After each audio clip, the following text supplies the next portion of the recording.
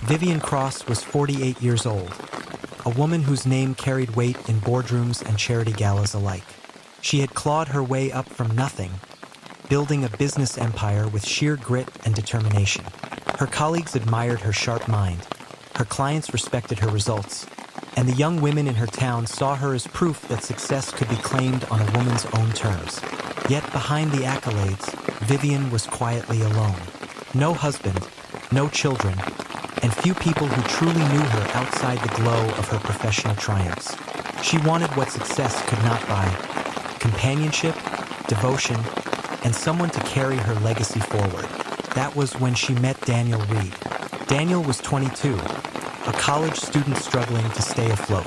His charm was easy, his ambition obvious, but his finances were crumbling, and his future looked uncertain.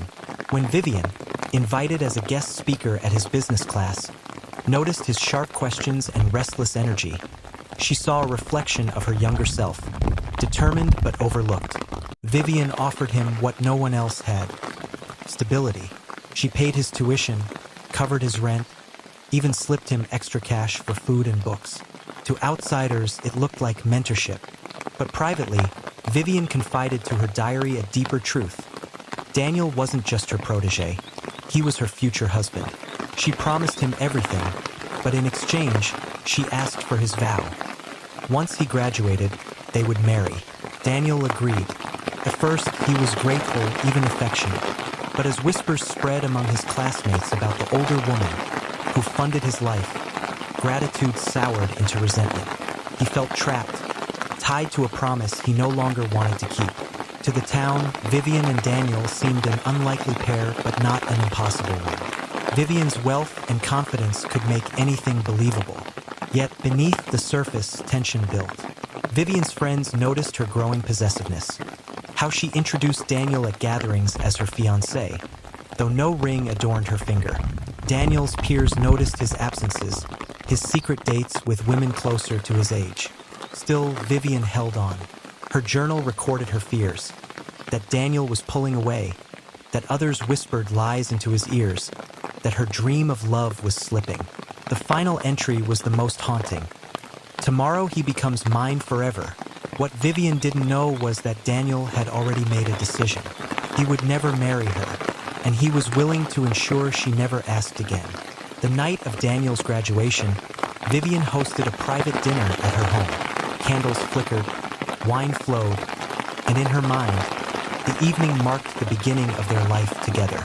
She wore a new dress, prepared his favorite meal, and told herself that by midnight, she would finally have what she had waited years for: his proposal.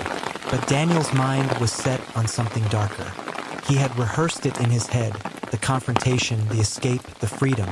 For weeks, he had been distancing himself, lying about his whereabouts, deleting messages that might reveal his affairs. Tonight, he planned to end it all. As the dinner unfolded, Vivian spoke of the future. Daniel, tense and withdrawn, snapped under the weight of her expectations. Their arguments spiraled: accusations, denials, and finally, a physical struggle. Neighbors later recalled hearing a crash, then silence. Inside Vivian's dining room, shattered glass and overturned plates told the story investigators would piece together. Vivian lay lifeless on the floor. Daniel fled, but not far. Detectives first suspected rivals in her business world, but Vivian's diary unraveled the truth. Page after page painted Daniel as her chosen future, her intended husband. Text messages, surveillance footage, and fingerprints tied him irreversibly to the scene. Confronted with the evidence, Daniel confessed.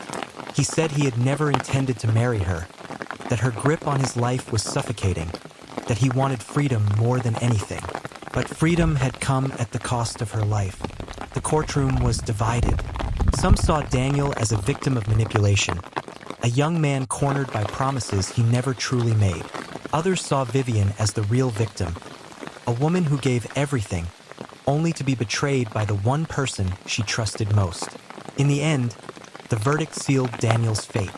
Vivian Cross's name became a haunting reminder that love, power, and control can blur until no one recognizes the danger. Her empire survived her, but her legacy was not her wealth. It was a warning. The most dangerous contracts aren't written on paper, but on hearts.